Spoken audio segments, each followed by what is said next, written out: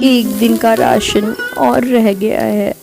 अगर यही हाल रहा तो गुड़िया के बापू हमें हमारा ढाबा जल्द ही बंद करना पड़ेगा। गुड़िया की माँ, पहले पूरे गांव में सिर्फ एक ही ढाबा था हमारा, इसीलिए अच्छी कमाई हो जाती थी।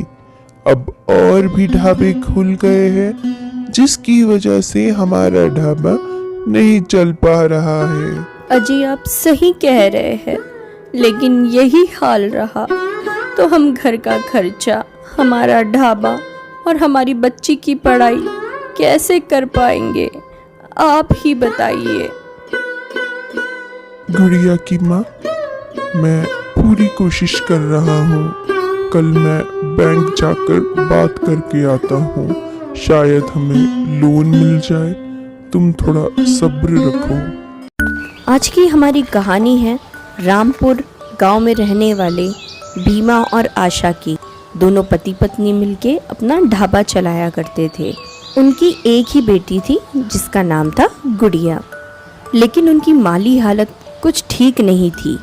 इसका कारण था उनके ढाबे का ना चल पाना। पिताजी, मेरे सारे दोस्तों को हमारे ढाबे का खाना बहुत पसंद आता है।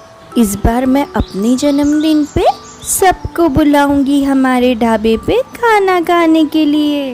अब तो गुड़िया का जन्मदिन भी नज़दीक आ रहा है। मेरी मानिए तो आप शहर जाके अपने भाई से पैसे वापस ले आइए। कई साल हो चुके हैं, हमने जो उन्हें उधार दिया था अभी तक उन्होंने वापस नहीं किया है। तुम सही कह रही हो। कल ही मैं शहर जाकर भाई साहब से सारा कर्जा वापस ले आता हूँ। अब तो कई साल हो चुके हैं इस बात को। अगले दिन सुबह ही भीमा शहर निकल जाता है। कैसा पैसा? किस पैसे की बात कर रहे हो तू? कब दिए थे तूने मुझे पैसे? कोई सबूत है तेरे पास? आ गया मुंह उठा के पैसे मांगने। भाई साहब, मुझे आपसे ये उम्मीद नहीं थी। मैंने आपको अपना भाई समझकर बिना किसी संकोच के आपके बुरे वक्त में आपकी मदद करी। उसके बदले में आज आप मुझे ये सिला दे रहे हैं। मेरे सामने ज़्यादा बड़ी बड़ी बातें मत कर। पहली फुर्सत में निकल जा और दोबारा अपनी शक्ल मुझे मत दिखाना। दुखी होकर भीमा शहर से गांव की ओर निकल पड़ता है। काफ़ी रात हो चुकी थी। रास्ते में भीमा को एक जंगल पड़ता है। चलते चलते वो रुक जाता है। उसे एक आवाज़ सुनाई देती है, मुझे बचा लो, मेरी मदद करो, मुझे बचा लो। मुझे ऐसा लग रहा है जैसे कोई मुसीबत में है। ये आवाज़ उस तरफ से आ रही है। चलो चल के देखता हूँ। सामने एक तालाब था जिसके पीछे से वो आवाज़ आ रही थी। जब वो वहाँ जाके देखता है तो एक सुंदर सी परी एक पेड़ पे फंसी हुई थी।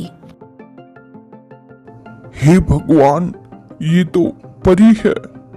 अरे परी रानी, आप यहाँ कैसे फंस गई? क्या हुआ आपके साथ? मेरी मदद करो, एक तांत्रिक ने मुझे यहाँ कैद कर दिया है, तुम मुझे आज़ाद कर दो। जी परी रानी, मैं अभी आपको आज़ाद कर देता हूँ। इस तरह से भीमा उस परी को आज़ाद कर देता है। मेरा नाम नीलम परी है और आज तुमने मुझे आज़ाद करके मेरी मदद की है। इसके बदले में मैं तुम्हें एक तोहफा देना चाहती हूँ। तभी परी रानी अपनी जादुई छड़ी घुमाती है, उससे एक जादुई मसाला निकल आता है। ये एक जादुई मसाला है जिसे जब तुम किसी भी व्यंजन में डालोगे उसका स्वाद दुगना हो जाएगा और खाने की कमी कभी नहीं पड़ेगी। आपके इस जादुई मसाले के लिए आपका बहुत बहुत शुक्रिया परी रानी। इसी तरह अच्छाई का रास्ता कभी मत छोड़ना और हर भूखे को खाना जरूर खिलाना। सुबह तक भीमा अपने घर पहुंच जाता है और घर आकर सारी बात आशा को बता देता है कि किस तरह परी रानी ने उसकी मदद करी। आशा, मैं तो कहता हूँ आज ही तुम इस मसाले का इस्तेमाल खाना बनाने में कर लो। आप सही कह रहे हैं, मैं आज ही खाना तैयार करके उसमें इस मसाले का इस्तेमाल ज़रूर करूँगी। जो मेरे पास बचे हुए पैसे हैं उससे मैं सब्जी तरकारी ले आता हूँ, उससे तुम खाना बना लेना।